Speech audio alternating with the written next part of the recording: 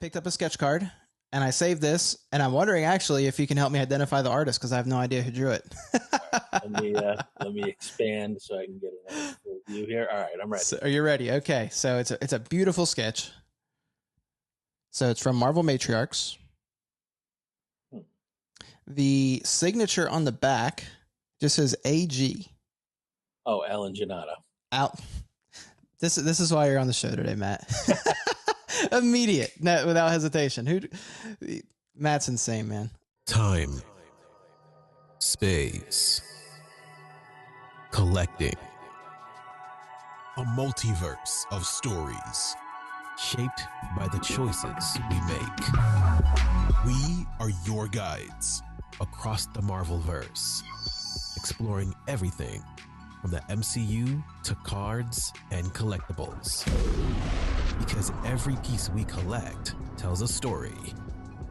The question is, what does yours say about you?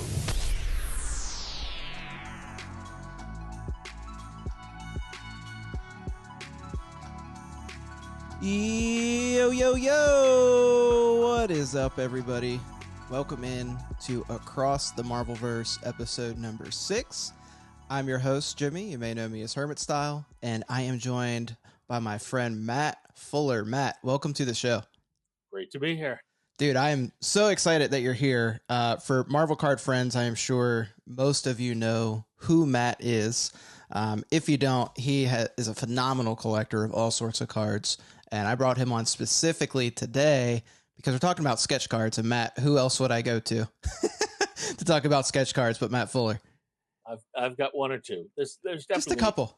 There's so many amazing collectors out there, so I'm honored that you would want me to come in and talk about it. Of course, man. Of course. I'm excited. It was funny. I was just telling you before the show, I was talking to Fausto and I was like, I don't know if Matt will want to come on. I was like, I don't know. He was like, just ask him. I was like, I kind of felt like I was in high school asking that girl to the prom. And I was just like the weird little nerdy guy. And Fausto was like my hype man. Like, you could do it, you know? And I slipped a little note in your locker. But dude, we've got an awesome show. Hey, if you're listening today, we're on all platforms, YouTube, Spotify, Apple Podcasts, wherever you listen, we are there. Whatever platform you choose, if you could please leave us a rating and review. It really helps the show grow and I really appreciate it. But Matt, we've got a lot to talk about. So I'm going to kick us off with some news today. The Watchers Report. Okay, so news. Thankfully, today we don't have a lot of news to share, which is good because we've got a lot more important things to talk about. But cards and collectibles, the Topps EQL release recently happened. They had launched a new set. It was the 2025 Marvel. I think it was like a sticker set. I don't know if you saw that, Matt. It wasn't super appealing to me, so I didn't follow it too closely. But the launch is closed, but it does say on the website that it's available on September 10th. So I don't know if they're planning to release another wave. I haven't heard any news about that, but I would definitely be on the lookout if this is a set that you are interested in. The base set is basically all stickers, but they did include autos and sketches in the set. So I don't think there's very many, but they are out there if you want to try and chase them. The only other thing that happened really in card news this week is Kakao Rivals released. We had mentioned it the other week that set was coming. I actually did what I never do, and I joined a Whatnot break for a Marvel Rivals Kakao set. I got the Scarlet Witch spot, and I hit a lot of nothing. So it reaffirmed why I don't usually participate in Whatnot breaks. I will say I also got he did a posters and auto spot. And I did get 3 case hits on that. So that kind of made up for it a little bit. But no big Scarlet hits, so that was a little bit of a bummer. But the Rivals is also, not that I want to get us too far off base, but maybe we come back to it. I don't know if you saw, there's been a whole deluge of fake sketch cards. And there have been a bunch of supposed rival sketch cards that really look printed rather than hand-drawn. So it'll be fascinating now that the new set is out if they actually do anything to put a stop to those. Yeah, that is really interesting. And there's I don't believe, correct me if I'm wrong, I don't believe there's any sketch cards in this Kakao set either. That was my understanding, yeah. So I don't, it's not even a good fake. You know? Yeah, I mean, some people won't get the information and will fall for the trap. But yeah. That was a bummer. I saw that, and I think I saw you post about it. Some of them are like copies of other sketches, right? oh yeah, they're copies of Peach Momoko, Scotty Young. They're just tiny little reproductions. In some cases, like line for line. Like if you copy it, make it transparent and shrink it down, it's a perfect copy. Oh, yeah, that sucks. So yeah, definitely be careful of that, y'all. If you see a Marvel Rivals sketch stock, you probably want to stay away. And if you see any friends that are getting them, or hopefully not, but selling them, you might want to let them know kindly. Hey, you might have a fake. But yeah, that's a shame. That's a shame. I will say that the Rival set's pretty cool. It's got some cool art, and what I really like about it is, although I don't believe there's any specific original art they used for the set itself, it all comes from the video game. This is the only way to have a physical, tangible means of the art from the video game, if you like it, outside of, going directly to the artists that maybe have their original sketches or drawings that they use to produce the game. Outside of that, there is no physical thing that you can touch, hold, keep. This is it. This is the only set we've got. So that's what really drew me into this set. So I think I am going to collect it. I don't know how deep I'm going to go, but definitely want to pick up some Scarlets from the set. I had hoped Snap would do the same, but since they're kind of on their own, they're not related to Topps. I don't know what rights they have to do that, which is a shame. I've been dying for that, man. I would go nuts over a Snap set. Absolutely nuts. I love that game so much. And the art is just so good. Some of the artists are just crushing it. I have a piece or two of original art from there too. Do you really? I'm looking around the room. Is it the East Wing, the West Wing? Man, if you are listening on audio, you can't see, but if you're on YouTube, you can see Matt's room is just covered in. Is that all original art? All the pieces that you have hanging? Yes, they're all original art. Wow. This room is just all original card art. Oh my gosh. I've got some comic art in the other room. We need to do an MTV Crib style video at your house. I keep threatening one of these days. Oh, we need it, Matt. We need it. Well, in comics news, not a ton of stuff going on here. There are some new releases. All new Spider-Gwen, the Ghost Spider #1 dropped. That has the first appearance of Tantrum and also has Spider-Gwen in a new suit. So if you're a Spider-Gwen fan, I would assume that's a must pick up if you're into the comics. I assume Tantrum is a symbiote? I believe so. There's also, I think, like 9 different variants of that cover. I mean, it's #1. It seems like in modern comics, anytime a first issue comes out, there's just a million variants that they drop. But some are pretty cool. It's not just cards that do that, you mean? Yeah, it's not just cards. Black Cat #1 also dropped, so we get 2 #1s this week. That's kind of cool. If you're into Black Cat, it's a cool pickup. And then my personal pickup this week that actually, after we record, I'm driving down to my local comic book shop. They kept one aside for me, is Vision and Scarlet Witch #4 released this week, which I'm super excited to read. That series has been phenomenal so far. And I saw someone post that #4 is their favorite of the whole series. So now I'm even more excited to read it. I have to admit, being on the dark side with comics, so I'm still reading some, but I do it all digitally because I just don't have the room. I mean, I did comics hardcore as a kid. I had boxes upon boxes, but now there's nowhere I could possibly put them. So I'll be honest, if these comics came straight to the Marvel app immediately, I probably wouldn't be buying them. Because I do pay for the Marvel Unlimited. So, and I know there's different ways to read digital and there's some free ways too. I don't know. I just like the Marvel app. Well, let me rephrase. The Marvel app's kind of trash, but for what it does, it helps me to track things easy. And I don't mind putting money back into the company that's producing it. But they don't drop the comics at the same time. And I have serious FOMO. I can't wait for anything. I have no patience. So I'm just the opposite. My Netflix queue must be 80 deep. My audiobooks are at least 30. It's terrible. So you don't mind. See, I can't. No, because I know I'm not going to get to it for months. That's fair. See, that's fair. I wish I could do that, but nope. Instead, I pay the monthly and then I still go and buy the comics anyway. So I'm a mess. Upcoming, they announced that this is actually pretty cool. I don't know if you've heard of this one, but they announced a new comic series, Wiccan: The Witch's Road. It drops. The first issue drops on December, I think it was 3rd, but my note cut off on me on accident. But I believe it's December 3rd. If not, it's beginning of December. It looks really neat, and it seems to be, I don't know if it's going to tie directly into the MCU, because they have had some comics recently that are literal part of that universe, or if this will be in its own universe within the comics. But either way, I loved Agatha all along, so I will be probably picking up this set as well. I mean, that whole, Agatha series was fantastic, so I think that's got a lot of potential. Oh yeah. I hope they keep running with it. I really do. On to game news, Marvel Snap. The only thing I wanted to mention, if you did not hear, they are celebrating the anniversary of it launching on PC, and you can go get some free stuff. So if you go to shop.marvelsnap.com, click redeem code on the top banner and use code PC Anniversary 2025, you get free stuff. So go get free stuff. Why would you not if you play the game?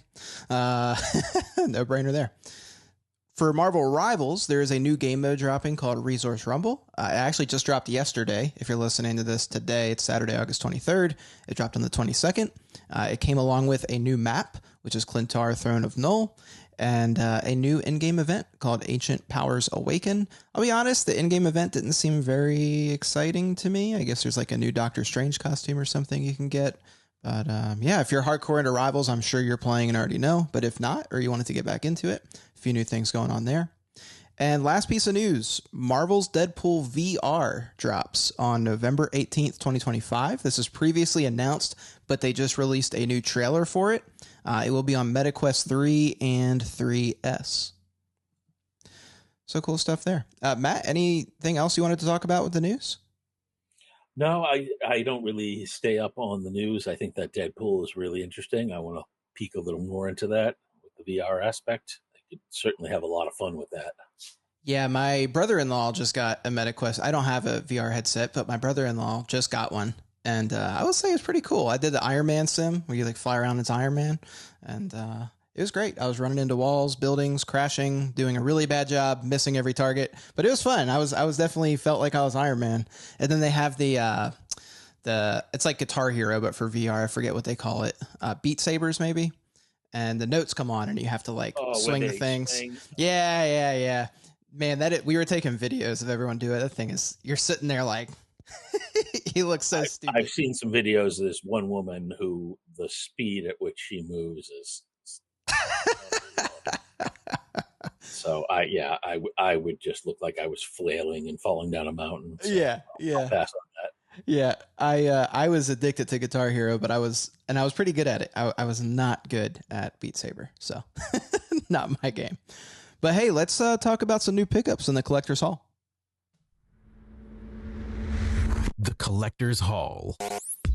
All right, Matt, do you have any new pickups recently that you want to share? I have a few, sure. Okay. Here we go. See which one I have. So I got worked with Ed Wagner, okay, who still had some of his APs from the Rittenhouse days.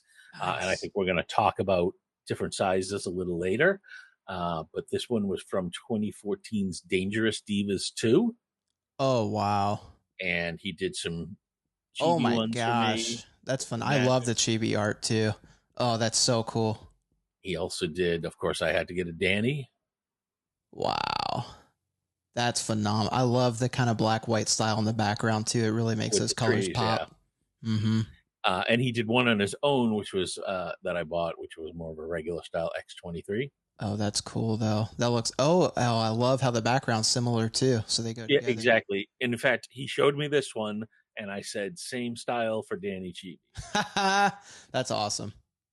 Like if it works, don't fix it, right? That's right. Picked up a couple X-Men regular size sketches, a little Phoenix by Allison Sohn and Mystique by Javier Gonzalez. Wow, those are both great. Yeah, and this is definitely my primary set. It's the X-Men Archives. And then got a real nice aftermarket sketch by an artist named Fabian Quintero. I'm not familiar with him. This is Oh fully man, oil. I need to get familiar with him. Yeah, right. It's fully oil painted. Oh my God, that's beautiful. Yeah. Again, it's an aftermarket, so he has a stock. He wasn't on the set. Sure. Either way. Wow. He does good work. Wow. He's okay. Yeah, just all right. Oh my God, that's beautiful. Comic cut or two. Got a nice House of M. This is Ooh. one of my focus issues that I collect. Nice. This one's kind of a fun one. This is from X-Men #1. Well, you know what? Let me take it out of here. Yeah, please do. And this X-Men is when #1. and this is when they first meet Jean. Wow. And this is her. She lifts Beast up, twirls him around, and drops him on a couch because he is extremely sexist in this issue. So he gets put in his place. Oh man, that's awesome, dude. X-Men 1. That's sick. And then I'll show you one more, only because it's from Finding Unicorn. Ooh, okay. So someone had a sale. Now I forget who it was. That's horrible.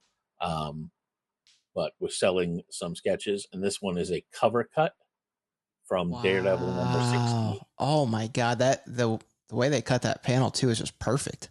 Yeah, no, they did a really good job. And cover cuts definitely are hard to find. In fact, before they lost the license, Upper Deck cover cuts you couldn't get individually anymore. You could only get them as part of full cover achievements. Mm-hmm. So as a longtime cut fan, I love seeing when they're pack inserted and you can get one that way. Yeah, that's sick. That's a fantastic cut. And I actually, if you want, I have two other things, which is actually some comic original art. Oh, sure, yeah. Matt. Just keep it all coming. Keep going. So there is a new, still ongoing Magic series. Yes. And German. I think they just released #8, right? Yes. Mm-hmm. And in the series, I think it was either issue 3 and 4 or 4 and 5. I think it was 3 and 4. Okay. At the very end, Danny shows up. Get out. And there she is. Original comic art with Magic and Danny. Oh my, and it's a full page. Dude. Yep. Full page splash. Dude. And then for the next issue, they were both on the cover. Matt.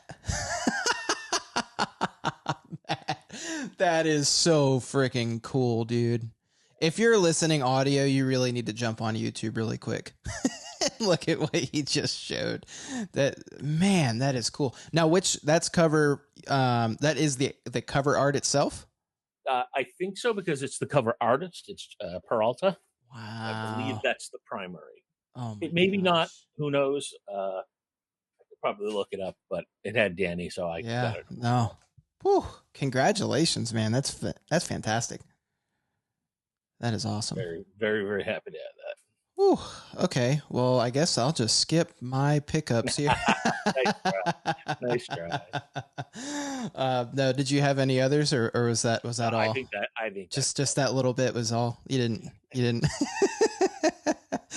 Okay. Well, I'll try and keep this exciting. I don't think I can live up to that at all. Hey, I do want to shout out before I get into my Marvel pickups. I want to shout out my dude, the Junk Drawer. He's a big content creator in the Dragon Ball space. We had made a trade. So fun little story to share. And this is why it's so cool and important to connect with people in the community. He knew I was chasing this set of figures in Dragon Ball. They're these little, they call them like super alloy blocks. There's another name for them too. I forget. It's a Japanese name. They were very hard to find in the States. The only retailer that had these little metal figures was Barnes & Noble, and they were little surprise packs. So if I bought a Goku figure, there was a good chance I was getting the normal base that was just silver. The whole figure was silver, it was metal. But very rare, you could get the special color where the metal was painted like red or yellow or gold or whatever. So I had the full set except one, and he had found the one, which is this guy, if you can see it in the camera. It's these little kind of chibi style looking guys. But he had found it on this Japanese website, and he picked it up for me because he had like a big import coming in with some other items that he had purchased. So I had sent, and he was going to do it for me just because he's nice. And I was like, no. I'm sending you something. So I sent him a couple Worlds stamped cards from Dragon Ball.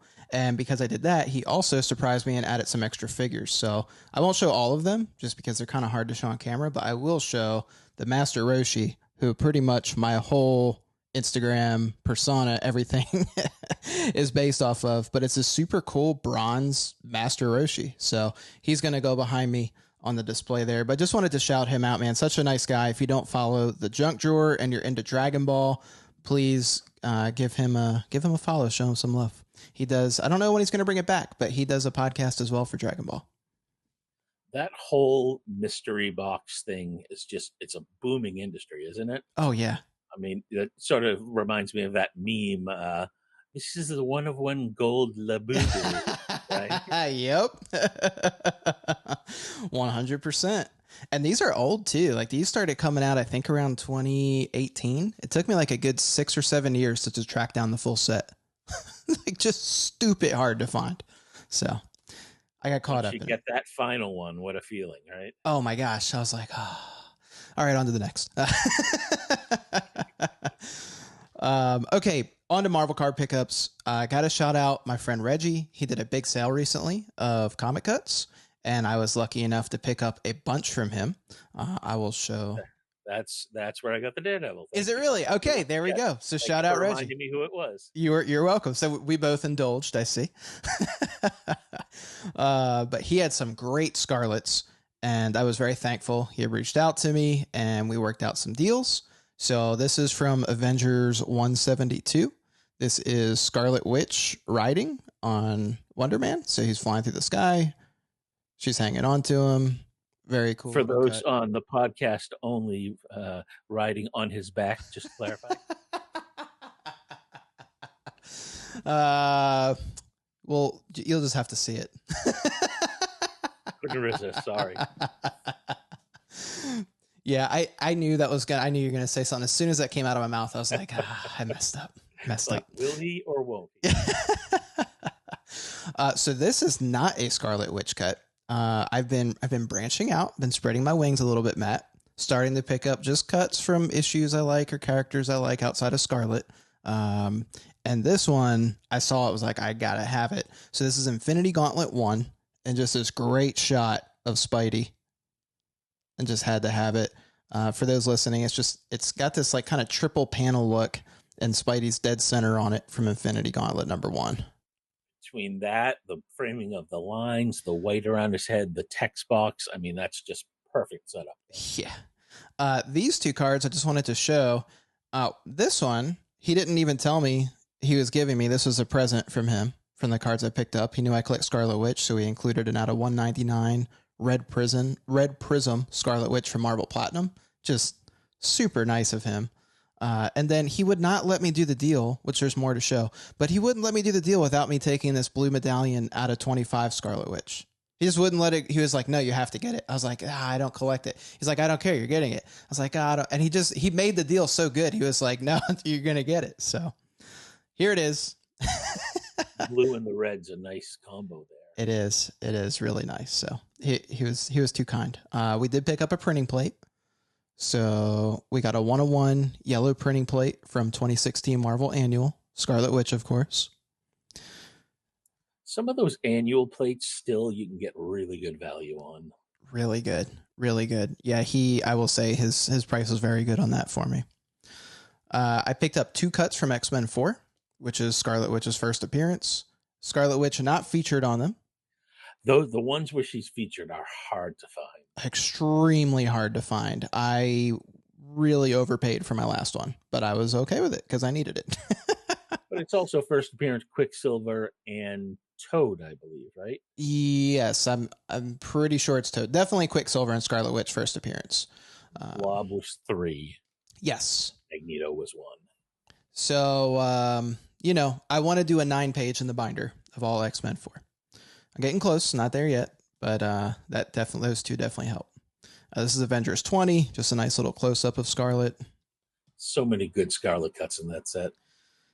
We got Avengers 125, which I have a few cuts from, so this is nice. I don't know if I have any from this page, though. I need to double check, but that would be cool if it's the same page. This is from Avengers 144. Got another Scarlet Witch. Firestar she was with? I think so. Yellow. I'm pretty sure it is. Yeah, okay. Looks like it. Unless it's Spitfire, yeah. You would know better than me. West Coast Avengers 45. This is cool. This is White Vision. And I have a ton of cuts from this issue from 45. So really excited. Burn art too, right? Yeah, I will defer to you. I think that was his run. I'm pretty sure you're right. But yeah, so very excited. I have that. Will put me close to 2 full pages in the binder for that one. And then last pickup here that I'll show off. You know what? Nah. I do have more. Not the last one, but we got a Black Panther cut. So this is from Avengers 87. This is when he tells his origin kind of story. And this is him sitting over his now dead father. So I was the only person who bid on it. I didn't even think I was going to win it. I was like, oh, that's really cool. I just threw a bid on. No one else bid. Sometimes you can get lucky like that. Yeah. So I'm not complaining. I'm very happy about it. Okay. We're on to the last ones. A little Dragon Ball pickup. This just beautiful Shenron. I don't pick up many Dragon Ball cards anymore, but this thing was just insane looking to me. The gold on it, the texture, just crazy. Got to shout out my friend Raj, and this is going to lead us into sketch cards here. Raj so kindly sent me a gift that I wasn't even expecting. I got a package in the other day from him, and I was like, what in the world did Raj send me? I was like, did I buy something from him? Did we trade? I don't remember. Open it up, and he's really big on the Terabusi. I don't even know. What do you call them? Like stamps? They're not stamps. They're stickers? I don't know. But anyways, I don't know what the proper term is for this, but it's a Terabusi set. And this is an old Scarlet Witch from that set. I want to say these are like late 80s, early 90s. I mean, it certainly got the Pog Slammer feel, but I don't know if that's what it is. Maybe. Oh yeah, maybe it is that. Maybe that is the correct term, to Pog. He also sent me this 1980 Scarlet Witch sticker from Marvel Comics Group. Oh, nice. That he picked up. This is from the set's called, I guess, Superheroes Collection. It's also from it's okay. So this is also from Terabusi. I didn't realize that. And then this is super cool, Matt. And this is going to start kind of segueing us into sketch cards with the next 2 I show. So this is his own cardstock. So this is the back of the card. And the front is just a blank sketch card stock. So it says original sketch, Wolverine claws out, and then you can put the artist name, a memo, and the date. So really cool. So I'll definitely have to commission an artist to get something really cool on this and do Raj proud here. But if you don't follow him, check out Wolverine Claws Out Collectibles. He's on YouTube, on Instagram. I believe he has one Instagram account just for his channel. And then he has another that shows more of his personal collection, which is Raj Hyler. But definitely go show him some love. Good guy. Oh, awesome. The best. Okay, last one, Matt. I picked up a sketch card, and I saved this. And I'm wondering, actually, if you can help me identify the artist, because I have no idea who drew it. Let me expand so I can get a full view here. All right, I'm ready. So, are you ready? Okay, so it's a beautiful sketch. So it's from Marvel Matriarchs. The signature on the back just says AG. Oh, Alan Giannotta. This is why you're on the show today, Matt. Immediate, without hesitation. Matt's insane, man. Thank you. Okay, Alan Giannotta. So an Alan Giannotta sketch. I was blown away with this thing. Yeah, that's beautiful. I saw it pop up on eBay and I just snap grabbed it. Didn't think about it. It's just one of those ones you see it, you don't even think. You're like, yeah, I need it. Yep. Sometimes those are the best ones, right? It's just there's a visceral appeal, and you're like, I need it. Mm-hmm. Yep, absolutely. So, talking about sketch cards, that's going to be today's focus. So let's change gears from pickups and get into the topic for today. Today's focus. Okay, so if you have not listened to last week's episode, we started kind of just a new, I'm calling it a season of the podcast, I guess. But we're talking about essentially the different ways you can interact with the IP. And in this segment, it's really just how can you collect, right? So how can you physically touch, collect, hold this IP when you're not watching the shows, reading the comics, playing the video games? And a lot of that started for me with cards. So that's where I started the series off. And last week we did Marvel Cards 101 with Matt, not this Matt, but other Matt, Marvelously Sketched. And it was like Marvel Cards 101. We just talked about different sets, different types of cards. There's more than just upper deck and tops out there, right? You've got TCG sets. You've got all different types of things. You have international sets. And we kind of broke it down, the different types of parallels, inserts. And what's kind of fun is what he was really big on and where he's kind of taken his collection today is a great focus on sketch cards. So it only made sense to make this episode dive deeper into that aspect of Marvel cards, which is sketch cards. So I really wanted to bring Matt on. I'm Matt. Thank you for hopping on and doing this today. I think all of our listeners can learn a lot from you and how you collect. And that's kind of where I want to start this off. Could you just share a little more about you and your collection and just how you got into Marvel? Sure. I mean, if we talk about just Marvel broadly and not just the cards, yeah, I got into it as a kid with the comics. When I was probably 6 or so, 7. I mean, we used to have it. Age myself here. We used to have what you call the 5 and dime store, which is basically a little mom and pop store, and they had these carousel racks that would spin, and the comics would be on there. And every once in a while, my parents or my grandmother would buy me some comics, and that's really how I got into them. To the point where I was collecting enough that I want to say maybe when I was 10, and this will tell you about the difference between kids nowadays and back then. When I was 10, I would walk with my friend John. We would walk about 3 miles every Sunday to the local comic store. It was in Central Square, Lynn.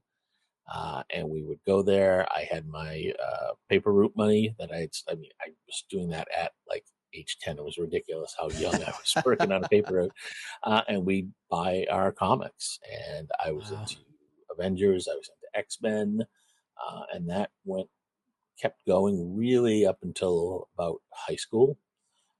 But during that time, the New Mutants spun off from the X-Men, and that's really where my love of that particular group came in. And just some really great stuff. I was reading at the time for the first Secret Wars. I remember when West Coast Avengers spun off into their own series.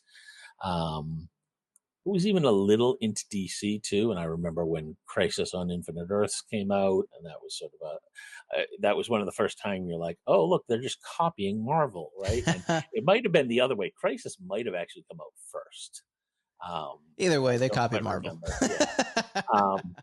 And of course, I thought it was a great story. As I look back now, you see it was like a toy play. But at the time, it was amazing. Sure. And that's really how I got into Marvel. Fast forward today, 13-year-old me would never have imagined the world of Marvel just being such a huge part of our pop culture right now. And it's just great to see. Do you think 13-year-old you would ever expect to have this just room of art you're in right now? Lord, no, I don't even think I could have conceived of it. I did when I was like 19. I had 1 page of original art. Okay. I was going to ask that. So was that like your first piece of art you picked up? Actually, no. These were. So I went in, this was probably 80 or 81, long before it was Boston Comic Con. It was called BosCon, and they would have original art auctions there. And one of the very first things I bought, it's not a comic, this was a prelim for a cover called Planet of the Dead. And this was one of the first, probably the first piece I ever purchased. That's awesome. And you still have it? Yep. So cool. So cool. Yeah, the Marvel was even then a little cost prohibitive for young me. I can imagine. But I could, I think even then I had this appreciation for it. Yeah. I know there was one artist I really, really wanted to get. His name was Virgil Finlay. He just did some amazing sci-fi ink works. And then once Dungeons and Dragons really started taking off, I had always wanted a Larry Elmore piece, but alas, it was not to be. And I'm making up for it now. Yeah, a little bit. I would say so. And I didn't mean to cut you off. What was so when you were around you said about 19, you picked up a piece of original comic art? Yes, it was a page from the Spider-Man Craven story by Mike Zack. Awesome. And was that your first piece of Marvel art? Yes. Okay. Yep. Okay. And I sold it probably by the end of college. Regret that immensely. You never know. I had when I was a little kid, my parents got me a Charizard base set foil. Right when it came out, they went to my local card shop, got it for me as a present. And my mom is pretty sure that I sold it for a Game Boy game at one point. Little did we know that could have been a house, but hey, All right. You never know. You never know. Yeah. It's the one that got away story, right? That's right. So fast forward to now, Matt, so obviously comics were really big for you. From our conversation earlier, you're still reading comics. What are other ways you interact with Marvel? Do you also watch the shows? Obviously you collect, but just what are the different ways that you like to interact with the IP? Yeah, it's all the pop culture I absorb, the TV shows and the movies. The last one I need to catch up right now is I'm only about halfway through Ironheart. Oh, and once I watch that, and of course I already know the spoiler. Okay, all right. But once I'll be completely caught up once that comes up, or once I catch up to it. So nice. And yeah, I mean, I am one of those people who I don't really find faults in any of the movies or shows. I go in and I absorb it for what it is. And love that. If it's a little flawed, to me, it's all part of the vision. The same way I'm not going to read a comic and go, oh, they should have done that differently. Or, oh, I don't like how they designed this character. No, someone's telling a story. It's their story. I'm just going to absorb it. Yeah. Yep. Enjoy it. Yeah, it's funny. I have a similar mindset, and I think it might have been Stan Lee that said this in a quote, but don't hold me to that. I can't remember who it was, but I think they were talking about how much they didn't like the fan questions of like, well, who will win in a fight, this guy or this guy? And he was like, who's going to win is who I say will win. Like I write the story. And I was like, yeah, that's a good point. But no, I definitely, I love that perspective to it because, hey, you never know either what's going to happen next or what they're setting up too. Like the one thing you might not like about it might be the reason why the next movie works. Absolutely. Trust the process. So coming into like Marvel cards, what drew you into Marvel cards specifically? Because you started with comics and it sounds like that kind of drew you into some art. So what started the Marvel card thing for you? So I did have some exposure to it when I was younger. Like some of those sticker cards I absolutely had when I was younger. Okay. And I seem to recall I would like peel them and put them into books and things. And as I look back now, I also remember, I can't remember if it was Marvel. I think it was. I remember you would get trading cards in packs of Wonder Bread. And I remember being excited for those. Yep. So I had some exposure to the cards when I was younger, but I didn't really get that hard into them. When I came back to cards, and it's, I've told this story before, the first foray back was that I was really collecting Lord of the Rings sketches. And a lot of people who had the ones I wanted also collected Marvel. So I was getting Marvel sketches early as trade bait. Until I started really paying attention to them. And at some point I just pivoted and Marvel became the primary focus. That's very cool. So what are some of the other things you collect? You collect Lord of the Rings. Are there any other IPs that you like collecting?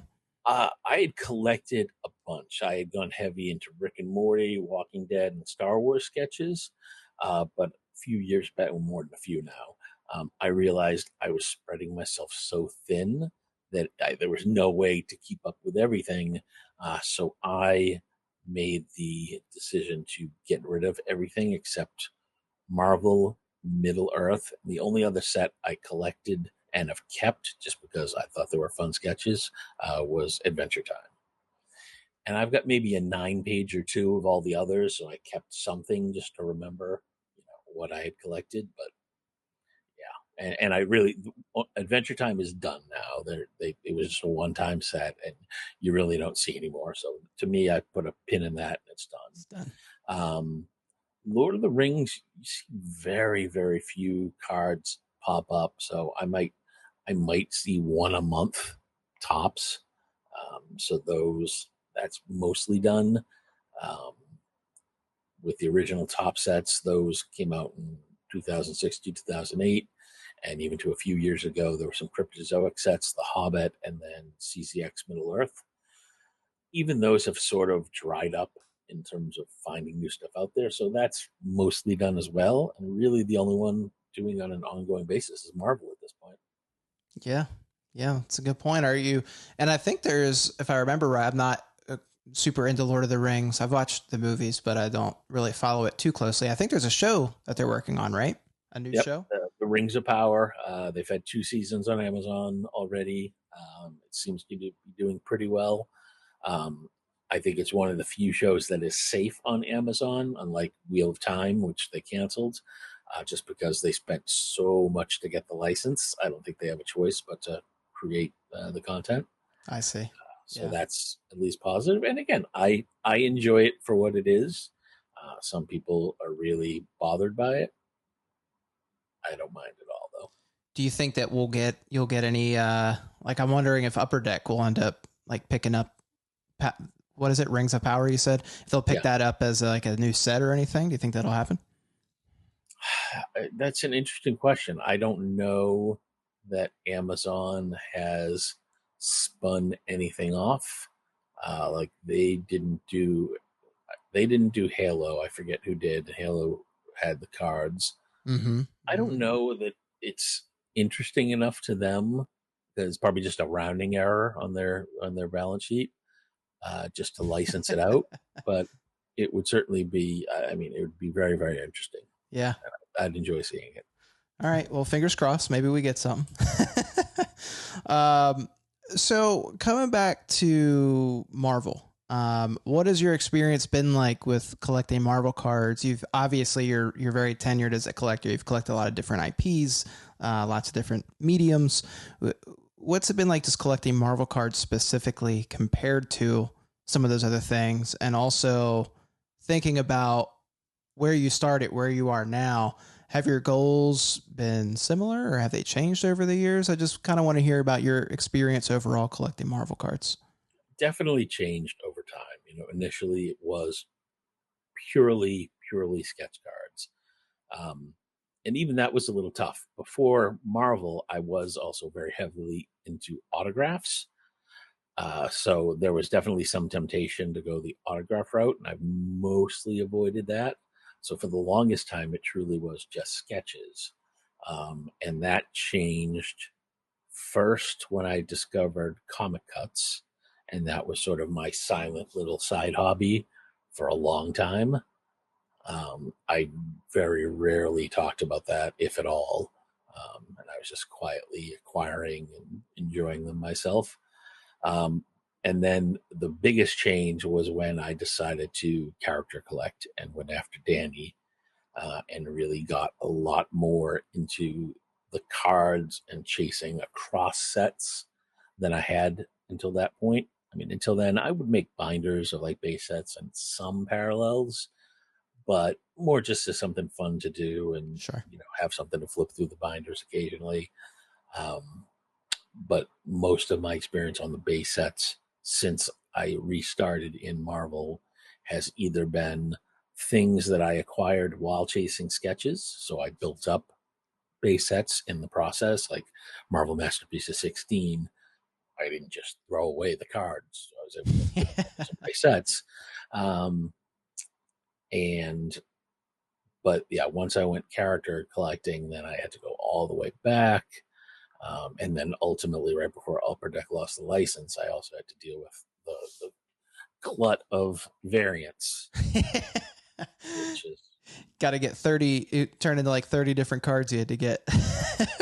I think the last set I did, I believe, was no, it wasn't Platinum. There were one or two others. Like there was a small Women of Marvel, but I stopped at the end of 2014. But Platinum is really what made me decide to put an end date on it because of Danny, who had the base and a creator variant. I believe there were 54 cards featuring her in that set. And for a minor character, I think that ended up increasing my Danny collection by almost 20%. Just that one set. It was just ridiculous. 54 cards, the same. Yeah. So I was very happy when I finally said it was in 2024, I am done with Danny and it's time to find something else. And I'm still kind of searching for that something else other than sketches at this point. So while you're searching, are you just back to just kind of picking up sketch cards that you just enjoy, or? Yeah, sketches and cuts, either by artists that I really enjoy. I'm going back. It's sort of a, bleach of the eyes to the Tops sets these days. Going back to the old Rittenhouse and even the Upper Deck sets. Like if you told me a year ago I'd be pining for the days of Upper Deck, I'd have laughed at you, but here we are. Don't know what you got till it's gone. This is the perfect example. So just filling in old gaps, trying to find new artists who maybe I missed the first time around. I think we'll talk about one or two of those later. Absolutely. So yeah, and it's nice too because it's slowing down. It's probably a good time to do that with all sorts of macro economy questions going on. So it's a nice time to take a little breather. And you said, so what was the deciding factor for you to go heavy into sketch cards instead of autos? Was there any big reasoning, or did you just want to change it up, or was there any reason why they really stood out? It really came from my very first sketch card in Lord of the Rings. One sketch card made me abandon autographs. I wish I thought to pull it out. It was it's by Jason Sobel. It was this very simple sketch of the Tree of Gondor. It's just this white dying tree, but the way he did it with white paint, when I was going through the cards and I flipped it and I touched the card with my thumb and I felt the texture of the paint, my brain was like, what is this? Hello. And yeah, then I started, and there was another one. There were two, you get two sketches in the boxes at the time. And I was like, oh, I got to get more of these. And the autograph collection, for the most part, ended up funding that for the next few years. So I sold it off. Wow. Okay. Very cool. Very cool.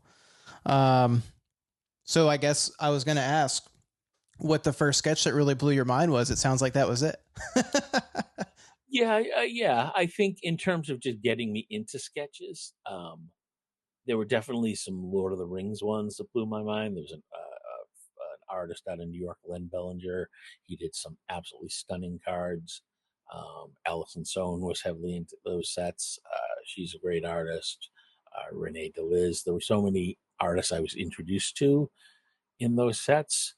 But in terms of the first Marvel sketch that blew me away, I do know what that one was because it was the first. Okay, here we go. The first sketch that I pulled where I was like, what is going on here? Because I almost didn't believe that this thing was a sketch. And you pulled this yourself? I did.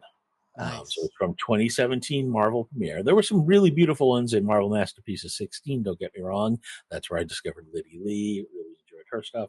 And there were some stunning ones, but the first one that just melted my brain was a quad panel from Fredian. Wow. That storm is phenomenal. And for those listening, a quad panel, it's basically the size of 4 sketch cards. And Fred Ian drew this storm magnificently. in a vertical orientation. Wow, on both sides. Whew. Yeah. The eyes too. It's for on that backside. It's the eyes that do it for me. With the power, yeah. Mm-hmm. Normally, I don't like white eyes because I think it's almost sort of, for some people, it's a shortcut. But I think for Storm as a character in particular, that's always been a signature of her power working. So I think it fits perfectly for her. See, I'm already going to let Matt down. I'm a sucker for the white eyes. As long as I see a power being utilized. Okay. Like sometimes if it's just a head with white eyes and there's no context of a power being used. Very fair. Very fair. Yes, I agree with you there. It has to be done right. Well, that yeah, I can see why that blew your mind. Yeah, that is excellent.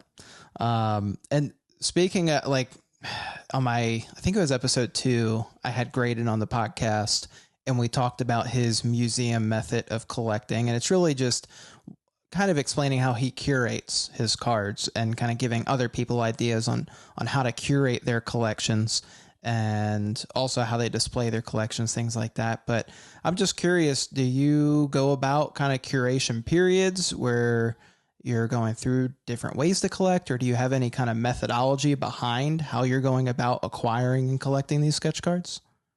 As far as the acquiring, really, it just clicks. It really is that simple.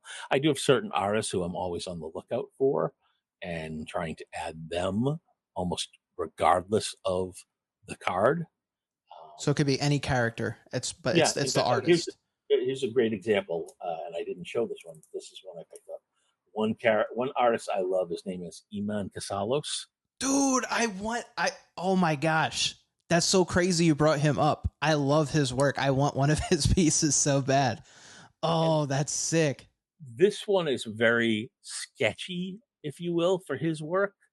But again, since it's fantastic. Him, yeah, I had to have it. So wow, he's almost an automatic buy. In fact, I'll have to show you one of my favorites ones he did.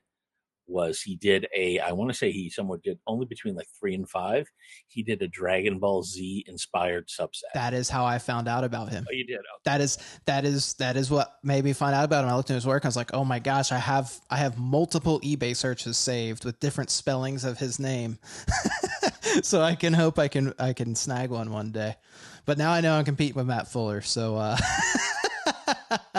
my eyes just went way down. He's one of those. Was the first new one I had seen in a while. There's some out there that have been there for months, if not years. Yeah.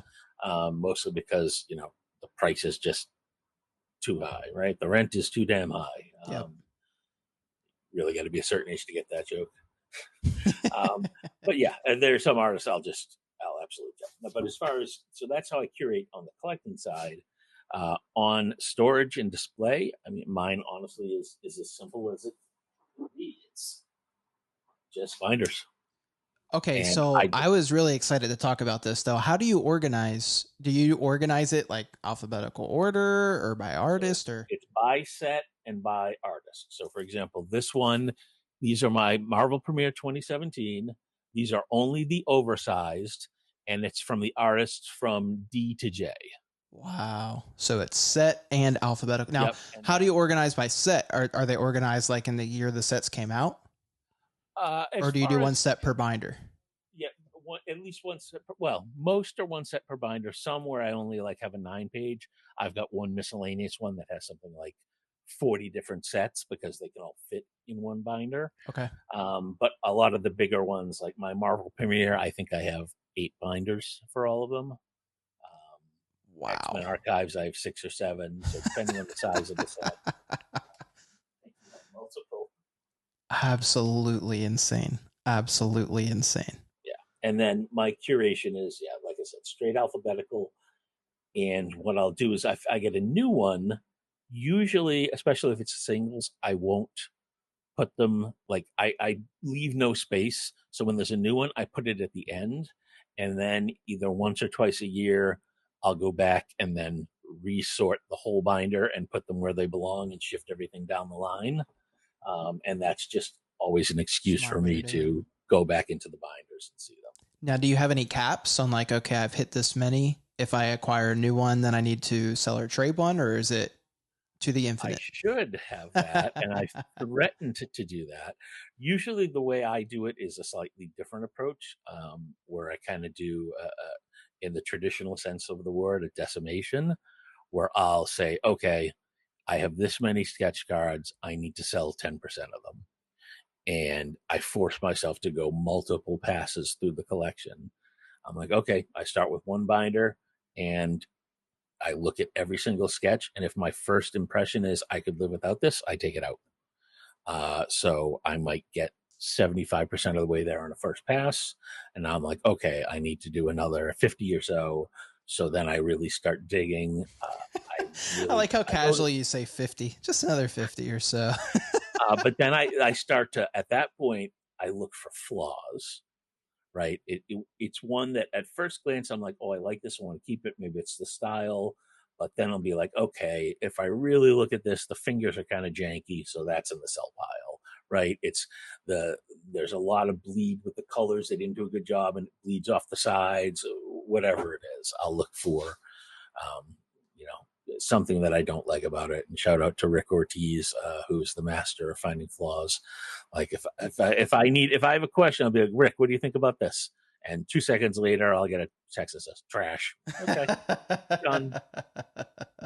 Just no filter there. So he is my resource when it comes. You need those no filter people in your life, though. You do, absolutely, right? You got somebody to keep you honest. That's right. Well, that's a great tip, though, especially for whether you're a newer collector or a vet. That's all really cool to understand your methodology behind that. So that's awesome. Because your tastes change over time, right? Yeah. Something that appealed to me in January of 2024, when I look at it today, sometimes I even look at them and I say, why did I even pick this up? I don't particularly like it, right? So yeah, it has been surprisingly easy. I think I've done that 10% cut 4 times now. And I think it just keeps the collection strong. It's like pruning a bonsai tree, right? Ultimately, you're helping it grow into something much more healthy. I think my average quality has gone up as a result of constantly trimming what I would at that time consider the lower end. Not to say that every sketch I sell is bad, not at all, but just in terms of where my goals are at that point. And I love that too, because one thing that we've talked a lot about on this show is not to be afraid or feel like you have to keep a card, like not to be afraid to sell or trade or let something go.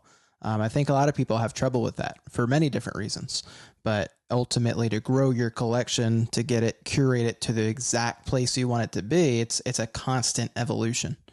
Oh yeah. And again, unless you're independently wealthy, you really need, maybe not all the time, because then it would just be a constant cycle, but the hobby at some level has to fund the hobby, right? Yep. And yeah, going through exercises like that really helps make sure that happens. Love that. What card was the hardest for you to hunt down? Is there one that sticks out that was just like just a treacherous path you had to go through to get this thing? I think rather than just one card, I think there's a genre, which is, and this is Lord of the Rings too, but it's back in the Rittenhouse days, sketch puzzles, which are just multiple single cards that go together to form an image. Yes. They were inserted separately. So you could get left part of a 2-card puzzle. You could get the upper left-hand corner of a 9-card puzzle, and you had to track down all the other pieces. And I still have some 15 years later that I haven't completed. The last one I did was about 2 or 3 years ago. I completed half of an X-Force puzzle. And this was something like 12 years after the set was released. Wow. So, there's just an immense satisfaction to finishing those off, because they are few and far between. Yep. Wow. That's awesome. People today don't realize how spoiled they are when puzzles come in the same. I I have a few questions left for you just about your collection. And then the next part of the main topic, a little quicker, we're going to hit some basics. And the fun thing is I think we've already covered a lot of the basics, so we can probably go pretty quick through it. But, some people listening have been collecting sketches for years and years, and some people are listening today and they're learning for the first time what a sketch card is. And what I really like when I hear you talk about them is how much it seems the artist means and how much focus you put on the artist. So are there any artists in particular that have, and I'm sure there are many, but are there any that you can pinpoint that had the biggest impact on your own personal collecting journey, and maybe some that you just, no matter what, even though you already have a bunch, you kind of keep going back to that same artist? I think it comes down to the artists where I've built a personal relationship. I think those are often the most special ones. So artists who have gotten to know, like Parna, who I even got to meet at OAX, Marlo Martos, who I've been working with for a long time, Kokonakis Achilles, any artist where I've sat and really just noodled over ideas and come up with different, concepts and purchased lots from. I think those are the artists that keep me going, because it's this mutually beneficial, almost symbiotic relationship that I'm obviously helping them by, patronizing them, and they're getting me amazing cards. And, it's a hard feeling to describe when you come up with a concept and see it brought to life by an artist. Yeah. Yeah. That makes total sense. And those are some amazing artists to to have good relationships with too. All good people for sure. Okay, and then do you have any big regrets about cards that maybe you let go of, or maybe did you follow that 10% rule and then we're like, oh man, I shouldn't have pulled that one from the binder? One of the hardest things I have had to learn, and this goes beyond cards, right? This is just sort of a life lesson. And I'm not going to lie and say I've always had it, but I think I've been there for a while, which is that you can't do that, right? You can't have regrets over something you can't change. So when I look to get rid of a card, in some ways, I describe it like this, and I don't mean it as harsh as it's going to sound, but if I trade you a card, the card is dead to me. Not in a negative way, but in the sense that it's out of my collection, it's in the rear view, and I'm not going to think about it because I made the choice at the time, and I need to be happy with that choice. So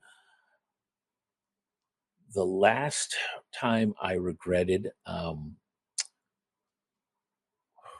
10 years ago now. I think it's been that long. Wow. And it was more because of the process than letting the card go. There was one guy who I still have blocked because of this. He just wouldn't. He was a dog with a bone and just harped and harped and harped to get a card from me. And he also made it seem like we were good friends. But he was always like, oh, that card would be so special and all this. And then after talking for so long, we seem to get along. So I'm like, okay, since we're friends and since it would be so important to you, I traded him the card. And I joke you not, the day the card arrived at his house, he unfriended me and blocked me and put the card on eBay for 5 times the bargain price I gave it to him for. No. Because I gave it to him at like half of the current market value. No. Oh my gosh. Yep. So that was my last regret. Yeah. Wow. That is just life lesson learned, Man. I know. I remember selling that card like, no, just kidding. This is my revenge. No, that sucks, man. And I mean, just wow. And it sounds like he did that for a long time. Like, how long was he hitting you up for that card? Like in over a year. Dude. Yeah. And in some ways, I respect his long-term hustle to screw me like that. I mean, the level of effort is just staggering. So, Good on Lord. some Imagine if he level, did something positive or productive with right? that I level of mean, effort. instead he's all Kaiser Soze, Right. the evil mastermind. Oh Lord. Oh Lord. Well, hey, I want to switch gears slightly. Obviously, we're still going to be talking about your experiences in your collection, but I want to come back to just kind of sketch cards 101. Now that you've shared some different methods of how you collect and why they're important to you, and some of the amazing things that are in your collection.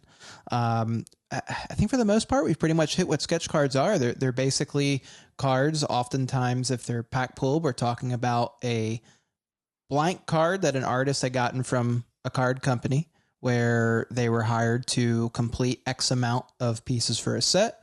They send them back to the company. They sign off that, okay, this is good to go. And they randomly insert those cards into booster packs that a lucky collector will open. And if you pull it, then you pull an original. It's realistically a one of one piece of art. Yeah, as opposed to a card where someone autographs it. This is they get a blank card and they draw on it. Yeah. Really just a different kind of really cool insert. Exactly. And I know for me, what really drew me to sketch, what's funny thing too, some of the first sketch cards I got were from you when you were doing your lives on with Lewis and Fausto. And yep. So I do have quite a few Scarlet Witch sketch cards in the binder that were from your, I guess your 10%. And, but what I thought was so cool was coming from, and I've shared this before on the show, but coming from other IPs where, since I was a kid, I've collected Pokemon that turned into Yu-Gi-Oh! That turned into this niche game called The Spoils that's still in a closet right over there that you can't see. I have a pile this high of binders because I have a master set of the whole game that I just can't depart with, even though I haven't played it in 6 years. But hey, it was a big deal for me. Then I went to Dragon Ball, and I did that for the past 6, 7, 8 years, collecting those cards. But what I thought was so cool was I didn't even know sketch cards existed. And it took me a minute to realize, like, wait, this is officially licensed IP from Marvel, one of one original. I mean, it's real original art. This is straight from the artist into my hand. And there's nothing like that and these other TCGs that I've been into before. And what I won't say necessarily that it stopped me from collecting Dragon Ball, but what got a little bit repetitive, if you will, was seeing the same screenshots over and over from the show. And I was like, oh, cool, another card with the same exact pose that Goku made on the last 30 cards. Can't wait to get that one because the gold foil is a little different. After a while, it's just like, okay, I think I'm ready for something new. And I see Marvel, I'm like, original art in the base set. And then I learned about sketch cards. I'm like, this is actual art in my hand. It just blew me away. I was like, light bulb moment. I need these. Oh, yeah. And I mean, early on, too, you had the actual comic artists mixed in 97 and 98. We had Art Adams did cards, Bill Sienkiewicz did cards. So I think early on, that was great because it really helped legitimize the medium. And since then, you've got a lot of sketch card specific artists, some of whom started out there and have gone on to do comic work and other work. So it's just this amazing way to interact with the artists on a much more personal level than simply seeing the art on the base cards or in a comic. 100%, 100%. And outside of these cards, just you getting randomly in a pack of cards, the artists also get APs or artist proofs, which you referenced earlier. Can you go into a little more detail about what APs are and what the difference is between an AP and a personal sketch card or personal sketch commission? Sure. Now, these started out in the early sketch sets, and they were originally called artist returns. So what these are is it's just an incremental form of compensation for the artist. So an artist, for example, on the Topps Lord of the Rings set, they would do 106 cards. So they might be paid $3 per card. So they'll get their $300 and they'll make 100 plus 6 more. And then what they were allowed to do is of those 106, they would pick 6 that would be returned to them. So they were all sent in and approved physically, and then the 6 they chose would be mailed back to them. So that's why originally they were called artist returns. Had no idea. That's awesome to know. And later on, they became artist proofs, where they would send the regular cards and the specifically designated artist proof that would have an AP stamp for artist proof, that they didn't have to send back with the cards, but they still needed to scan it and get approval for what was done on it. But that meant they didn't have to do them up front and sell already drawn cards. They had the blanks and they could commission it directly from an artist. And that started out with Rittenhouse, who had, like I showed earlier with Ed Wagner, the oversized ones that were 4x5, which was originally how sketch cards were done. Actually, an artist in the early Rittenhouse sets would get all cards that were this size, and they would actually be trimmed down to regular sketch card size on those lines. And there were a lot of artists at first who didn't know that, so they did all of their cards like this, filling it all to the edge, not knowing that so much of it was going to be lost when they trimmed the card. So they would get those APs for Rittenhouse, then Upper Deck started doing it, same thing. Most artists got the same APs as sort of a ratio. Some of the higher end artists had actually been known to negotiate for more. And now, though, we're in the era of tops where there are no artist proofs. Artist proofs are gone. They don't exist anymore. And instead, they pay a higher base rate per card. But I think that's a negative for the artists in terms of helping to get their name out there by having these more specific commissions and getting to know fans directly. And so they could make so much more money on the APs that it really made it worthwhile. I'm not sure if the new rates, I don't know what they are. I would hope it's enough to sort of earn a living on, but I miss the AP days because commissioning directly with artists was just such a fun process. And well, that kind of leads us right into the next part. Can you share a little more about that process of commissioning an artist for an AP? Yep. So it really was as simple as you just needed to reach out and say, hey, I saw you. This was almost a cut and paste email for the first time I'd reach out to an artist. Like, hey, saw your cards in this set. Really loved them. Maybe I reference a specific one. I'd love to get an AP from you. Want to see if you had any left. If you do, let me know, and maybe we can work out what to do. And that's how I introduced myself to lots and lots of artists. And they'd say, hey, this is what I've got. And I'd say, here's what I'm thinking. And we'd have a little back and forth and then run with it. And let's see what we get. It's that simple. Yeah. And now that process still exists, but probably a good segue into what you mentioned earlier. Now, in order to work with the artists without the licensed cards, there's a shift towards personal sketch cards. Yes. And a personal sketch card, in a nutshell, also called PSCs. Sometimes on eBay, you also see them called ACEO, which is Artist Commission. I don't remember what it stands for. I don't know that one. It's an older word. You see it a lot less now. Okay. But a PSC is essentially any sketch card sized card, 2.5 by 3.5, that isn't on officially licensed stock. So it could be on just a completely blank card. It could be like the ones you got from Raj, where you've got a collector's branded cards on it. Last Back Magic has some too.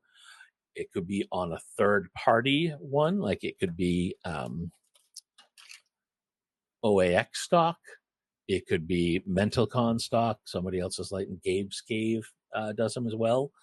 But again, really just anything that doesn't have a licensed logo on it. Yes. And they don't have to be this size. You know, at MentalCon, we do all the Marvel Premiere sizes, double, triple, quad, 5x7. So you really could make it anything you want. And for anyone who's thinking about it, I would recommend you look into doing what Raj did and look at potentially getting your own stock. It just adds this layer of fun. Like I did that back in Lord of the Rings. I actually had 2 different brands of stock. And it was just great to be able to commission artists on your own cards. Yeah, that's super cool. That's super cool. Makes it even more personal. And it really is that easy. I have not done many but I have done a couple. I'm actually working. Well, I could announce this now. I'm working with Dave Lynch. He had posted on Instagram some APs that he had left over, and one of them was WandaVision. So I was like, have to get that. And I've wanted a sketch from him anyways. So he's working on a Scarlet Witch for me. And then I actually just commissioned Idan, I think is how you say his name. Yep. And he's doing a big Dragon Ball piece for me that I won't share too many details of yet, but I'm really excited about it. And I'm hoping to also eventually get a Scarlet Witch sketch card from him as well. But he turned out to be a big Dragon Ball fan, and I was like, all right, let's get some Dragon Ball art, man. I know I have an idea, and I don't know. I'm not sure where I put it. I'm going to have to trace that down now. Yeah, I'd love to see it. His work's phenomenal. His work's phenomenal. He did a whole series of Dragon Ball where he had, oh gosh, I think his name might be Yasir. But it's a guy that does a lot more in animation and art related to anime. So this other guy would do the inks, and then Adan would do the colors. And they would do these mashups of two different Dragon Ball characters where the piece is split in half, and you'd have half of one face on one side, half on the other. And I was like, oh man, I love that style. Could you do this mashup of two characters that I really like? And he was like, yeah, let's do it. So really excited for that. This was literally just this week that I commissioned him for that. So nice. Very excited. But yeah, it was super easy though. I was just chatting with them on Instagram. That's a great way to reach out to artists. Like you said, if you know their email, reach out to them on email, or if they're on different, I've reached out to some on Facebook before, talked to them over Facebook messages, but wherever the artist is, hey, if you want a piece from them, reach out. Only a few of them bite. So it's usually a safe process. Yeah. Karna, watch out for. Yeah, he's still on my list. I'm still a little scared though. We'll see. So you've gone over different types of sketch cards, Matt. We have the single one that we've seen a lot of. You also showed like a quad, which is basically the size of 4 sketch cards put together. Similar to a quad, you have duels, you have the triples where you have like 3 together. You've talked about puzzles where it's multiple singles that all fit together into a puzzle. Are there any other types of sketch cards that you wanted to mention that people could try and chase? I mean, there are a few just weird size ones like Marvel 80th. They're oversized, were 3.5 by 5. Okay. Which was a bit of a weird one. I think I have one upstairs. What else was there? There were incentives for Women of Marvel 2 that were 8 by 10. Wow, that's huge. Yep. The Marvel's Greatest Beginnings, their APs were double sized, but I don't know if I don't think it was 2 4 by 5. So I don't think it was an 8 by 5. I think it was something like 7 or 7.5 by 5. So they cut a little bit off of it. But yeah, there are a couple weird one-shot sizes out there. And speaking of sizing, like I know there's like in comic books, right? You can get the blank covers and have an artist basically do a comic book cover. What for you, why not that? Like, why didn't you get into like larger pieces of medium? What made you really want to focus in on sketch cards and that smaller medium? I mean, early on, it really was just a question of storage and convenience with the size. Early on in Lord of the Rings, I did have some chances to buy some original art, and I did not. Maybe there's a regret at this point. And really just as far as the enjoying the card medium, that's really why it was. I have finally gotten over that. I still don't do the hand-drawn larger commissions, but now I'm moving into the larger original art pieces, and I'm still stuck there on, while I'm doing more PSEs on the card side, I'm still on the OA side looking for published pieces. I know. I see that Scarlet Witch piece every time you're on. I see it. It's right there. I still see it. Bella. Oh man, that Bella piece is beautiful. But I am definitely hoping, since that was Topps can't remember if it's Tops Collect. I'm hoping eventually Collect, yeah. that'll be on a physical card. I hope so. I'm hoping a lot of those Tops Collect pieces, because they did some amazing stuff with them. I don't know what kind of rules they're under, or if there's specific contracts that prevent them from doing things like that. But man, a physical set of that, now that they have the license, would be phenomenal. Yes, it would.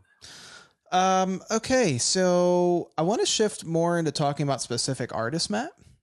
So I want to start back from the beginning. As far as our listeners go, there's some people who may now for the first time be saying, okay, I get what sketch cards are. I want to get into them. They're trying to figure out maybe where to start and different artists to look into. So if we go back towards the beginning of Marvel sketch card, are there any artists early on that you feel are really impactful that people should learn about, that really impacted the hobby? I mean, you could certainly go back to 97, 98 and look at all the comic pedigree artists, but that's sort of cheating, and there were so few and they're so cost prohibitive. I don't think that makes sense. So I think early on, when you look at the early Rittenhouse stuff, there are just so many amazing artists. I mean, some who were workhorses, Mark Ferreira, Kevin West, one of my favorites, Lack Lim, who has a really fine-tuned style, very similar to, does a lot of tiny little thin lines, very similar to Perna, very similar to Roy Cover, who's another one. Really, the best way I would suggest if you want to learn about artists is figure out the chronology of the sets. So maybe start with, let's use Marvel Universe 2011 as an example. Okay. Great resource right now, and hopefully there'll be another app coming soon that'll replace this. That would be great. But go to sketchcollectors.com, pull up the specific set, so toggle it to Marvel Universe 2011, and then sort it by artist, and just go down the list and see which styles grab you, because everybody's got different tastes. And I think that's sort of to me, that's the best way to quickly expose yourself to what's out there. I definitely don't like sometimes when you see someone, hey, I'm new to the hobby, who are the best artists? And why I don't like that is I feel like that's the wrong question, right? Because I think a lot of times when people ask that, they mean, who can I get and make some money off of, right? Because best is so subjective. Because the answer to that is, you need to look at all the cards out there and figure out who is the best to you for your tastes. Because I can't tell you who the best is. I can tell you who my favorites are, but your mileage may vary. Yeah, that's a very good point. That's a very good point. Just to play devil's advocate, I do think that there's so many. I think sometimes people get overwhelmed, right? Like you go in and you're like, oh my gosh, I don't know where to start, because there's just so many artists to look into. Do you think that there are certain artists that every Marvel collector should know about or get started with? Or do you keep that same mindset of just kind of start with the set? Maybe you start with like a set you enjoy and start looking through that artist list? Or are there any in particular that you're like, well, at least start here, this will get you going, and then you can kind of see what you like in styles from maybe this set of artists and then branch out slowly from there? I mean, it is a tough question because some of them cross different price points too. Like Sure. I think everybody should know who Nar is. Maybe you don't own one, but I do not. Know who Liddy is. Again, I'm very partial to Lachlan myself, so I know who he is. But it's so hard to just narrow it down. Like I could just sit and flip through know who Anon is, right? Sure. Alison Stone, great artist. So the best way might also be first decide on a couple characters you like, because then if you're looking only for specific characters, it might be easier to find artists whose style matches that. So go to eBay and do a search, Marvel sketch card Rogue. You're probably going to get a couple hundred Rogue examples. So that way you're at least narrowed down to your character, and you can be like, oh, and maybe even sort it by value. You can either start with lowest price, or you can start with highest price, and you'll, broadly speaking, you'll get the quote unquote highest quality. Not always though, because people overvalue stuff like in any hobby. But I think that's probably a quicker way to narrow down what you're looking for. Well, and I'll just jump in too and say another resource outside of eBay is ComC for sketch cards. Yep. I'll probably kick myself for saying this, but one thing you can do is just save sketch card or just the word sketch as a search in ComC. So that way every sketch from any IP that's on ComC, when it pops up, you'll get a notification that there's a new sketch card. And I look every day, and every day I learn about a new artist. And I'll just scroll through and be like, oh, I like that artwork. And what's really cool is then on ComC, if you go to that artist in that set, if they did multiple cards that someone has made available for sale, you can see all of them at the same time. Or like you're saying, you can basically do the same thing on eBay. Then you could dive deeper into that specific artist or that specific character that you like. But ComC is another good resource that you can look at. And then you also usually, I would expect, you don't have to really worry about fakes or anything either. Right. If you want, I've pulled up my own list. I can read you some in my tops. Yeah, sure. So a lot of these will be sorted in terms of who I have the most sketches from. Okay. Number one is PJ Kadukatan. Oh, he's so good. Marcelo Ferreira he's a workhorse who a lot of people don't really either know about or appreciate, but he's done tons I'm not as familiar with him. Beautiful, beautiful colors. Warren Martinek, who really stopped in the Rittenhouse days, but put together an amazing body of work. Andre Toma, I think he's one most people should know. Sure. He has a beautiful pastel palette. Rhiannon Owens has been putting out stuff for a long time. Yep. And specifically known for their females. Lack Lim, I mentioned earlier, love him. A couple of the older ones would be Jim Kyle, Alex Magno, Buddy Prince. Mitch Ballard's another one everybody should probably know. Beautiful, beautiful palette there. Liddy Lee. Sana Umemoto has this really cute chibi style. Yep. Katie Cook's done a lot. Michael Duran's known for his chibi, or what does he call them, sugar booger style. So, and Anthony Tan's probably another one that people should know, just Anthony because he's got Tan's a very high on my distinct list. sort of scratchy style. And if you like Anthony Tan, JC Fable is a very similar style as well. So good to know. I didn't know that. I'm not familiar with him, so I'm going to be looking him up after this. So I'll regret it, because now everybody will be my favorite artist. But what can you do? You got to share. Well, I appreciate you sharing that, and I know the listeners do too, because it really can be tough to jump in and look. I mean, I was intimidated, and it took me a while to start, and I still don't know much. I'm still learning all the time, but it took me a long time before I really was like, okay, these are a group of artists that I really enjoy, and started chasing. Because I don't know who to chase, because every time I see a new one pop up, I'm like, I like that. I like that. I like that. I'm like, how do I even pick one? So it is nice just to get a start and then continue to branch out, kind of spread your wings and see what you like, what you don't like. And then for me, the number one thing was just, if I see a sketch and I just love it, that's all I need. Yep. That's all I need. If I see the art and and that was this, right? I didn't know who the artist was even. But this card that I showed in new pickups, I saw the art and was like, wow, it's just something about it. Yeah. And there are some where, Dre is down on that list, Andre Ausch. He doesn't make my top 25, but I still got a lot by him. Then there are new artists. Like this is an artist we've been talking about a little bit on the Spidey Hits Discord. This is a brand new for me artist named Karen Darboe. Karen Darboe, yep. Absolutely crushed it on this Avengers Metal set. Wow. That's a beautiful Mystique. And that's the beauty of these new sets, right? Finding artists you didn't know about. Yes. And sometimes you have to take a risk and jump on it early before the world catches on. Sure. Because people have caught on to Karen now, and now they are extremely cost prohibitive. Yeah. Yeah, for sure. So Karen might be a good example of this, but just over your years of collecting sketches, can you remember any moments in time where some new like a new artist came in and just totally rocked your world or really pushed the boundaries of what sketches could be? Absolutely. One of my best examples is probably Liddy Lee.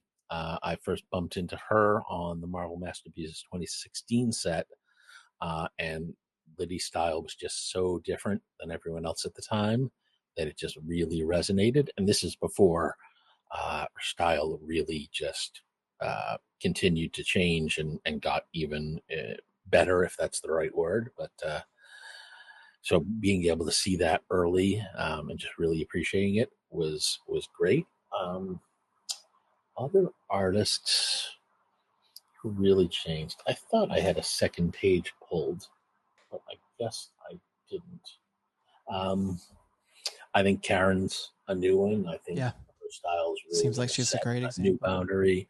I think when they first came out, the Glebes definitely carved a great niche for themselves in terms of their style and their combination of realism and that sort of almost a rough, splotchy look. I don't even know how to describe their style, but when you see Glebe, I know what you mean. Know it. And then really any artist like Fred Ian is another one who takes the time to do paint. This guy, Steven Defendini, who was also in Premiere 2017, who really jumped out to me. I just been 20 minutes rattling off every name that comes to mind. But yeah, there are always artists who sort of pop up.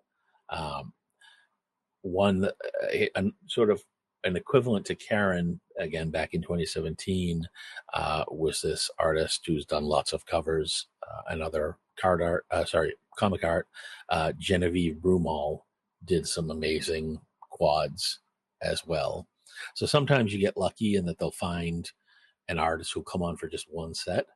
But the best example is probably the Masterpieces artists when they do sketch cards in the set, right? Jusco, Bianchi, Palumbo, Dos Santos, and Grego. So their sketch cards, when they're inserted into the packs, that's just a whole nother level. Yeah, absolutely.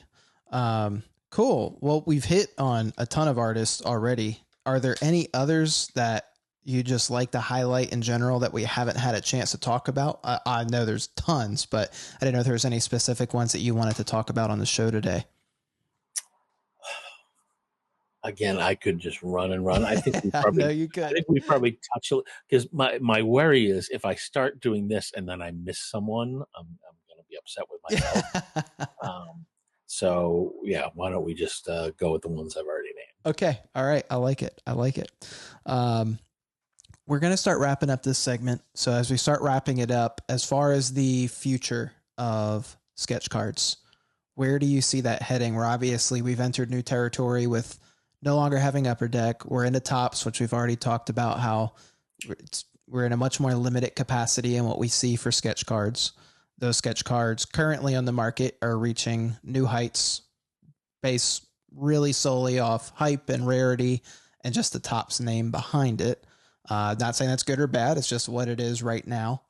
So anyways, based on all that, what do you think is going to happen with sketch cards? I think we're in, as far as new sketch cards, I feel like we're in it's really a dual period of time, right?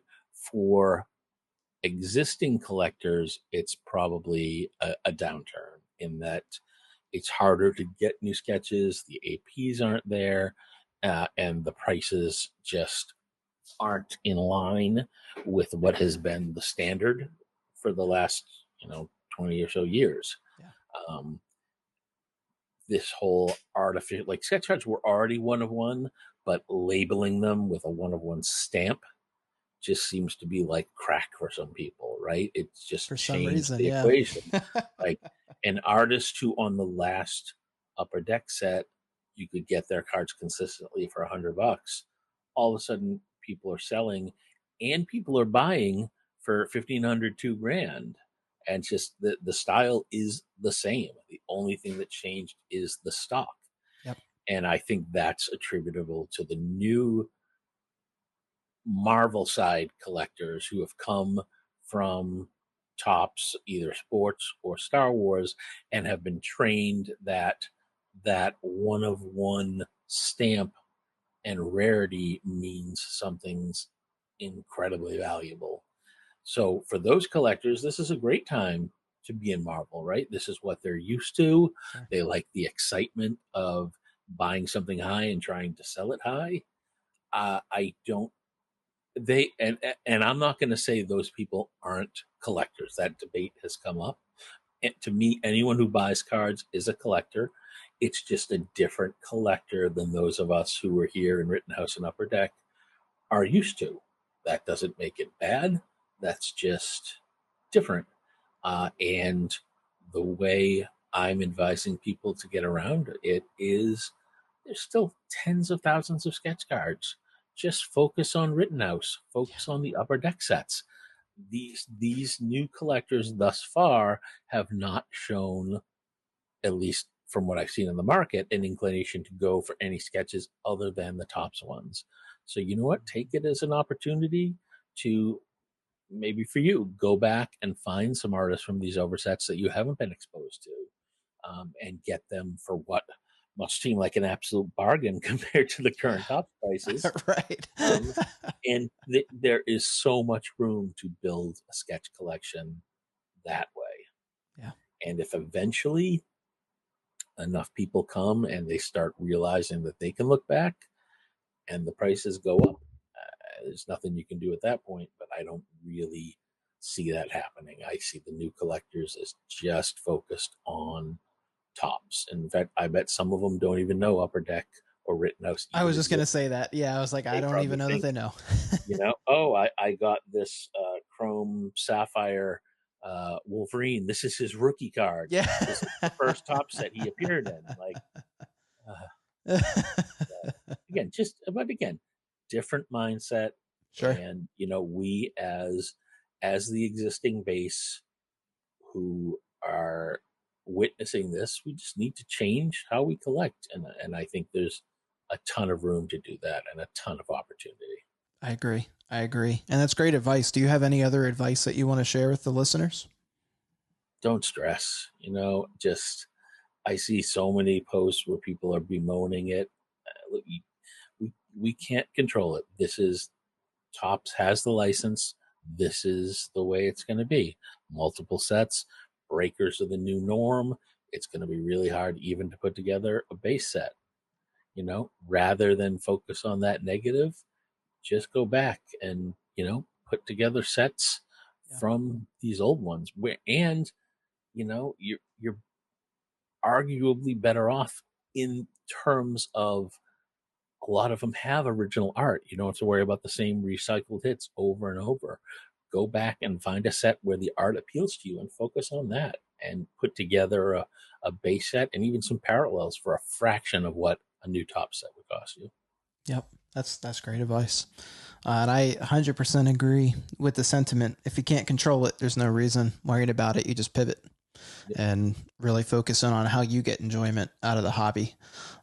Which, speaking of the hobby, in today's episode, it's all focused on sketch cards, which all come from all of these amazing artists that we mentioned. Matt, what are the best ways that we can support these artists in the hobby? These days, reach out to them and look for personal sketch cards. Some do them themselves and then put them up for sale in groups. Marvel Cards, MCCW, the Marvel and DC Trading Card Group. And you can grab them there. Like Chris Foreman's a great example. He's constantly putting up sketches for sale. Or just find an artist you like and reach out to them on social. If you're not sure, if you can't find them, reach out to other collectors. And someone's going to know how to reach them. And just say, hey, I'd love to commission one of your cards. And just take the plunge. Give it a try. Yeah. And I think you'll definitely enjoy it. Man. And if they do other things, if they do books, if they're doing a Kickstarter, like for example, there's a new studio, EGS, out of the Philippines, run by Edward Santia. They just put out an independent set, right? It doesn't have to be just Marvel. If you like art, buy one of those. Make sure you're supporting every artist, and enjoy yourself. Yeah, and the Tony Perna set, which I still have to run this giveaway. The giveaway's coming. I'll run it today. I'm going to run it on Instagram. I'm going to run it on Instagram, and I'll let everyone know who won the podcast. But I'll run it on Instagram tonight. But just same thing. You can go amazing artists. A lot of the same artists that are working on all these Marvel sets that you love are. It was a little blurry, but was that Mendez? This is a whole complete set of creatures and myth and legends too. No, but I think I have one. The effort Tony and Elaine put into their sets really shines through in the quality. I do have two right here though. I've got a Jomar right here. Nice. Oh wow! Really cool Jomar. And then I've got a Norvian Basio. This one's my favorite one I've gotten from Perna so far. The Perna Studios sets. Norvian's amazing. Yeah, Norvian's phenomenal. Yeah. His son has started doing sketch cards too, Eric. Really? I didn't know that. Yep. Oh, man. He's doing some Mental Con sketches for us. Wow. Oh, that's exciting. That's really exciting. All right, Matt, we made it to the end of the main topic. I always wrap these up with some rapid fire questions. I did not let Matt know what these questions were going to be. So, Matt, whatever just pops into your mind first, just let it rip. 7. You haven't asked a question yet. Sorry. Best card stock. Best card stock. Premiere. Any of the premieres. Okay. Right now, you could commission any artist you want. Who are you picking? Can be past, future, present, anyone. Past too? Yep. I mean, the dream would be a Kirby sketch card. I like it. Pack pulled or an AP or commission? I'm one of the weirdos who likes APs because I like the relationship with the artist. I like it. Your dream team up. 2 artists who would do a dual sketch together. Ooh, I like that one. How about Marlowe with Fred Ian painting his layout? Ooh, that's a solid one. That's solid. I think I know the answer to this one. What's more important, the character on the card or the artist who made it? In most cases, I would say the artist. The worst Marvel card set ever made. Oh. Oh God, what was it? Cyber. Yeah. The all digital set. Like, what is the point of it? That's a very good pick, actually. Man, you thought of that one quick. Okay, this is a tough one. You can only keep one piece in your collection. Everything else goes. What are you keeping? This could be arts, cards, everything. Everything. You keep one piece. Oh God. Like literally the house is on fire and I can grab one. You're running out right now. You grab one piece or one card. What are you grabbing? It would probably have to be one of the OAs. Mm-hmm. I figured. Either the Jusco Mystique. Okay. Oh boy.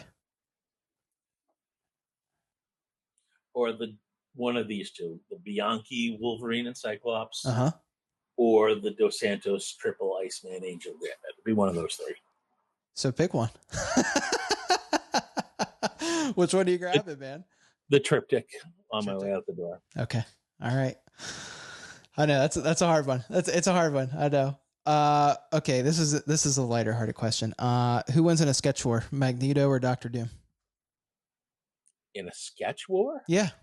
Like who's broadly better in sketch cards? Yeah, they're in sketch card wars. You're hosting with Nathan, and it's Magneto versus Dr. Doom. Who you got? I would just say Magneto between the two of them. Even though Doom's got magic, I mean he's ultimately in a metal suit. So that's fair. That's a good point. I got 2 questions left. If you could only collect one character, but it is not Danny Moonstar, who are you collecting? I mean, the audience, or the one I'm sort of poking at right now, is Dupe. but I don't think that's who I am. I was wondering if you were going to say dupe. It would probably be either Gene or Magic, because they're my 2 or 3. That's cool. Very cool. Okay, last question, Matt. This is a big one. Right now, you can get 50 sketches for free, but it is either going to be of Korg doing comedy or Groot stuck in various flower pots. Which set of sketches are you picking? Probably the Groot. Groot stuck in flower pots? I do have a quad of Groot in multiple flower pots by Stephen Beccandini. Of course you do. It would be fun to sort of see that expanded upon, same way I did the Demon Bear stuff, and see how it's interpreted by different artists. I'm so happy that you have that sketch. My random scenario. Of course you have a sketch of it. That is awesome. That is awesome. Okay. You survived rapid fire questions. Good job, Matt. All right. And we are going to wrap up today's episode with some listener questions. Lumpkin's letters. Okay. I forgot to bring my Willie Lumpkin sketch to share for this. No. You know, there is I shouldn't even say this. There's a Willie Lumpkin comic cut that just went up for sale. No, there isn't. There is. And it is out of my price range. Yeah. All right. We need to give me some directions after this. Okay. The show isn't live. Yeah. All right. I'll lead you to it. Yep. There's a Willie Lumpkin that popped up and I was like, oh, I want it so bad, but it's like $100. And I was like, I don't want to spend $100 on Willie Lumpkin. I'm sorry. Yeah. It would be cool. It would be cool for the segment, but you're right. That's a not so insignificant purchase for. Yeah, for a mailman, but it would be really cool. Anyways, Lumpkin's letters. This is where we do listener Q&A. Blake has a question just for you, Matt.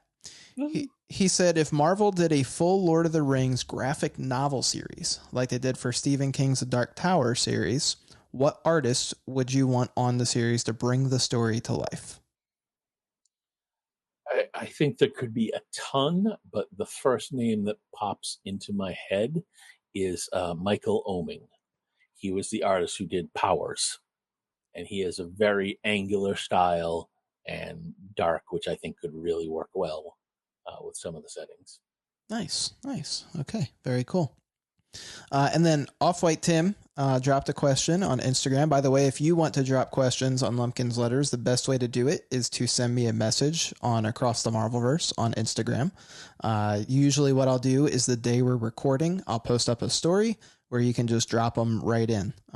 So it is kind of random, so you got to be on the lookout, but that is the best way to get your questions answered. I do have a bunch though, so we have a backlog, so I just kind of get to them as they come. But this one comes from Off-White Tim. He said, what is your favorite part of your sketch collection? My favorite part? I love the different subsets that artists do, and I don't think we see enough of them. I posted one the other day that showed these 5 quad panels I have where an artist did, Alex Cormack. He did 4 villains standing in the police lineup in front of the window, and then on the back he did the characters from behind, so it was like you could see both sides. So anytime an artist does something like that, like Amon's Dragon Ball Z subset, I think that adds a layer of collectability to sketch cards and just a fun little added way to collect. Yeah, I 100% agree. It is really cool. So hard to track it all down, but really cool. Really cool. The hunt is sometimes fun. Yeah. Oh yeah. And then when you finally finish the hunt, it's just such an amazing feeling. Cool. Well, Matt, I think I'm going to wrap it up there. I know we've gone a little longer than expected, but I really appreciate you taking the time. Is there anything that else you wanted to share on today's episode, or any shout outs you want to give, plugs you want to drop? No, one or two things I'm not sure what I can or can't share, so I just won't. Okay. So no, this was fantastic. I really appreciate you having me on. Absolutely. Matt, where can people find you? Instagram, OCD Marvel Sketch Cards. I'm in all the major Marvel Card Facebook groups. That's myself, Matt Fuller. What other socials are there out there?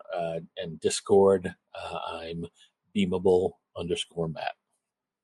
Good deal. Good deal. Well, please show Matt some love. Follow him. Amazing stuff. You've also got amazing content on YouTube if you want to dive deeper into sketch cards and sketch card artists. I believe you did a whole segment where you went by alphabetical order, right? Showing off different Marvel artists. I need to get back to that. It's the content's a little point, so it's always just finding the time. That's right, but it's good stuff. I've found many artists from watching Matt's content, so definitely check it out. Matt, thank you again. It's been a pleasure, and everyone, we will see you next time. Thank you for listening.